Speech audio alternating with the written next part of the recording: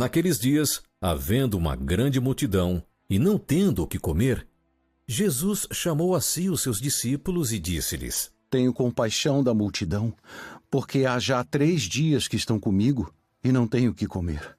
E se os deixar ir em jejum para as suas casas, desfalecerão no caminho, porque alguns deles vieram de longe.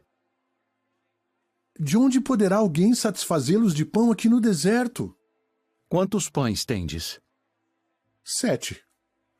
E ordenou à multidão que se assentasse no chão. E tomando os 7 pães, e tendo dado graças, partiu-os, e deu-os aos seus discípulos, para que os pusessem diante deles, e puseram-nos diante da multidão. Tinham também alguns peixinhos, e tendo dado graças, ordenou que também lhes pusessem diante. E comeram e saciaram-se, e dos pedaços que sobejaram levantaram 7 cestos. E os que comeram eram quase 4.000. E despediu-os. E entrando logo no barco, com seus discípulos, foi para as partes de Dalmanuta. E saíram os fariseus, e começaram a disputar com ele, pedindo-lhe para o tentarem um sinal do céu. E suspirando profundamente em seu espírito, disse: Por que pede esta geração um sinal? Em verdade vos digo que a esta geração não se dará sinal algum.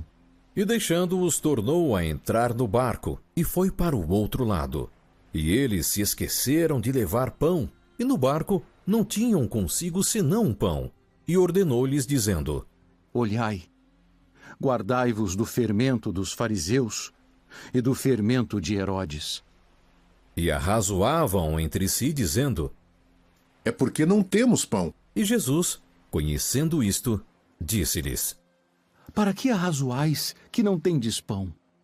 Não considerastes, nem compreendestes ainda? Tendes ainda o vosso coração endurecido? Tendo olhos não vedes, e tendo ouvidos não ouves? E não vos lembrais, quando parti os 5 pães entre os 5.000, quantos cestos cheios de pedaços levantastes? 12. E quando parti os 7 entre os 4.000, quantos cestos cheios de pedaços levantastes? 7. Como não entendeis ainda? E chegou a Betsaída, e trouxeram-lhe um cego, e rogaram-lhe que o tocasse. E tomando o cego pela mão, levou-o para fora da aldeia. E, cuspindo-lhe nos olhos, e impondo-lhe as mãos, perguntou-lhe se via alguma coisa.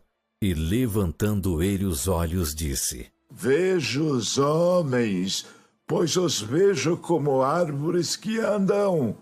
Depois disto, tornou a pôr-lhe as mãos sobre os olhos, e o fez olhar para cima. E ele ficou restaurado, e viu a todos claramente. E mandou-o para sua casa, dizendo: Nem entres na aldeia, nem o digas a ninguém na aldeia. E saiu Jesus e os seus discípulos para as aldeias de Cesareia de Filipe. E no caminho perguntou aos seus discípulos, dizendo: Quem dizem os homens que eu sou? João o Batista, e outros Elias, mas outros um dos profetas. Mas vós, quem dizeis que eu sou? E respondendo Pedro, lhe disse: Tu és o Cristo. E admoestou-os para que a ninguém dissessem aquilo dele. E começou a ensinar-lhes que importava que o Filho do Homem padecesse muito, e que fosse rejeitado pelos anciãos e principais sacerdotes, e pelos escribas, e que fosse morto, mas que depois de 3 dias ressuscitaria. E dizia abertamente estas palavras. E Pedro o tomou à parte e começou a repreendê-lo. Mas ele, virando-se e olhando para os seus discípulos, repreendeu a Pedro, dizendo: Retira-te de diante de mim, Satanás, porque não compreendes as coisas que são de Deus, mas as que são dos homens. E chamando a si a multidão, com seus discípulos, disse-lhes: Se alguém quiser vir após mim, negue-se a si mesmo, e tome a sua cruz, e siga-me. Porque qualquer que quiser salvar a sua vida, perdê-la-á. Mas qualquer que perder a sua vida por amor de mim e do Evangelho, esse a salvará. Pois que aproveitaria o homem ganhar todo o mundo e perder a sua alma?